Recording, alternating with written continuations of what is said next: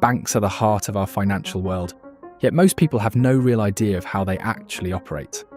In fact, Andrew Jackson once said, "If the people only understood the rank injustice of our money and banking system, there would be a revolution by morning." That simple statement reminds us that what happens behind the closed doors of banks affects every part of our lives. From the way money is created to how debts are collected, a handful of well-guarded secrets allow banks to maintain an enormous influence on our daily decisions. Yes, you heard right. Even if you are not realizing it, the banks are deciding for you what you have to do. Until we learn these 9 secrets, we are literally like puppets. But the moment you learn these truths, you can start making much better financial choices and game the system in your favor. And believe me when I tell you that the 6th secret is the main secret of banks that can even make you earn money from them, and most likely they will make me delete this video for this. Let's dive into it. First secret. Most savings accounts benefit the bank more than they benefit you. Many people take comfort in seeing their money in the bank, trusting that at least a small amount of interest will help it grow. What they often overlook is that banks use your deposits to make loans with significantly higher interest rates. For instance, if you deposit $1,000 and earn an annual rate of around 0.5%, which is common at many large institutions, your yearly earnings will be minuscule. Meanwhile, the bank can lend that same $1,000 to someone else at a rate of 5%, 10%, or even 20% in the case of certain credit cards. This discrepancy reveals how banks profit by collecting far more interest than they ever pay out to depositors. And while your money just sits there gathering a small trickle, the bank is re-lending it multiple times, essentially using your funds to generate returns for itself. Rather than letting your cash shrink under inflation in a low-yield account, consider placing at least part of it in assets that can grow, such as stocks, bonds, index funds, or even real estate. Doing so can help you stay ahead of inflation and prevent the real value of your money from eroding over time. Second secret. Banks can create money out of thin air thanks to a system called fractional reserve banking.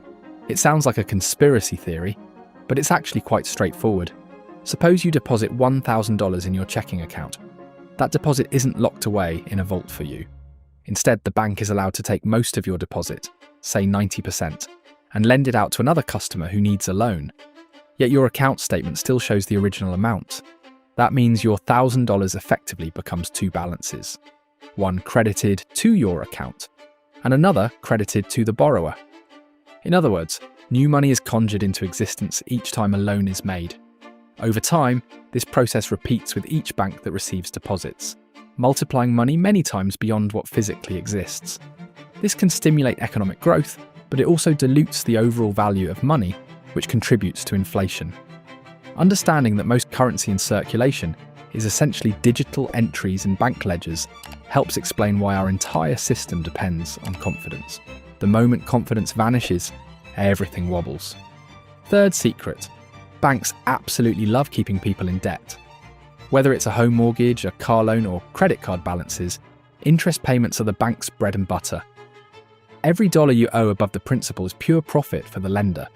Financially vulnerable individuals, or those who simply don't track their expenses, often carry balances month after month, racking up high interest charges.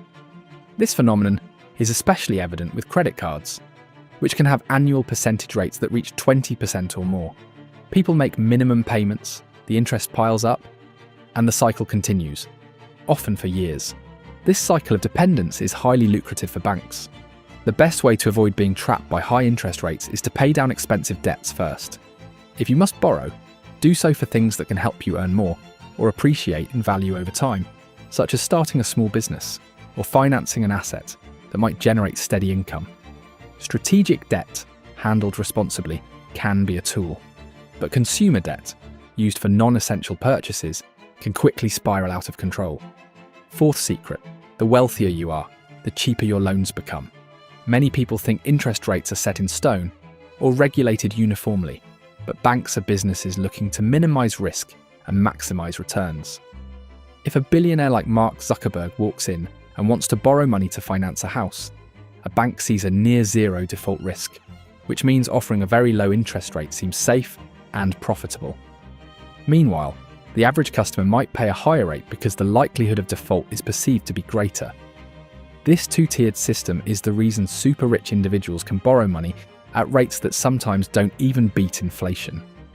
In turn, they use that borrowed money to invest in ventures that yield higher returns, effectively earning a profit from money that costs them next to nothing. For everyday folks, the lesson is to improve your creditworthiness and financial profile so you can negotiate more favourable terms and move one step closer to these sorts of advantages. Fifth secret: banks are not your financial planners. Their primary job is to make money, not to ensure you make money.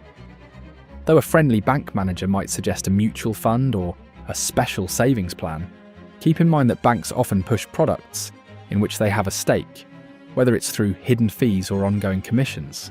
The nice brochures and polite conversations at a bank's office can mask the reality that you're the customer to be sold to, not the partner in a mutually beneficial arrangement.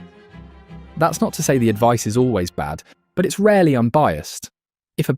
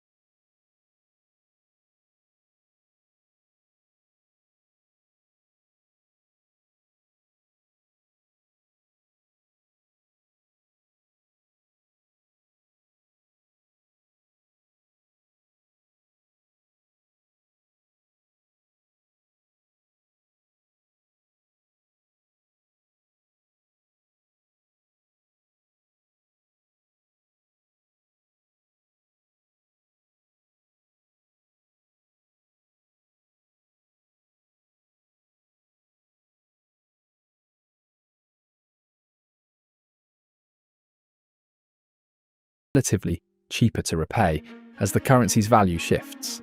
Savvy individuals fight inflation by keeping only what they need for regular use in a bank account, then investing the rest in assets such as index funds, high-quality stocks or real estate. Over the long haul, these tend to offer returns that can outpace inflation. Eighth secret: the system is designed so that most money is actually debt. This may sound odd, but consider how government bonds work. When a central bank like the Federal Reserve issues money, it often does so in exchange for government debt. The government then uses that money to build infrastructure or fund public programs. That money spreads into the economy, where private banks also create fresh credit through fractional reserves. Almost every new dollar, whether created by government or banks, is born as a loan. Because loans must be repaid with interest, there's always more total debt than there is physical currency. While this structure can promote growth, it also encourages continuous borrowing, just to keep the system running. For individuals, understanding this helps clarify why it can be hard to get ahead by simply saving paper bills. Real assets, like property, precious metals, well-chosen stocks, or owning parts of businesses, carry intrinsic or productive value that money itself doesn't inherently possess. Ninth secret: knowledge is the greatest tool for navigating the system. Banks rely on the fact that most people don't fully grasp how money is created, how interest accumulates, or how inflation quietly saps their savings. When you're unaware of these processes, it's easier to sign up for high-interest loans or keep your paycheck parked in a low-yield savings account, because you might not sense any immediate danger. Once you understand that banks profit from your ignorance, you can start to act differently, seeking better interest rates, investigating alternative investments, or using credit cards responsibly. Awareness of these hidden mechanisms allows you to ask the right questions, stay out of debt pitfalls, and leverage any borrowings you do take on for something productive, such as education or wealth-building assets. Ultimately, it's this knowledge that lets you remain calm and rational in a world filled with easy credit and non-stop advertisements for new financial products. All 9 of these secrets fit together to form one unified picture. Banks occupy a critical place in modern society by controlling the flow of money, encouraging debt, and profiting from the difference between what they charge and what they pay. But you aren't powerless in this equation.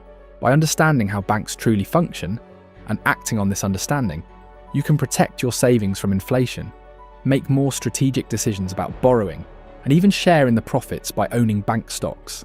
It's not about battling the system. It's about knowing how it works so you can use it in a way that genuinely improves your life.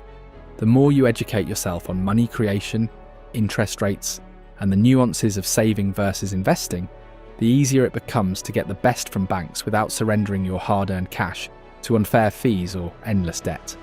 And by subscribing to this channel, you will also see other ways to create money. Once you see through these secrets, you can move forward with your eyes wide open, designing a financial future that serves you first and leaves the bank's clever tactics out in the open, right where they belong. If you liked the video, like and subscribe so you don't miss the next videos, and I'll see you soon.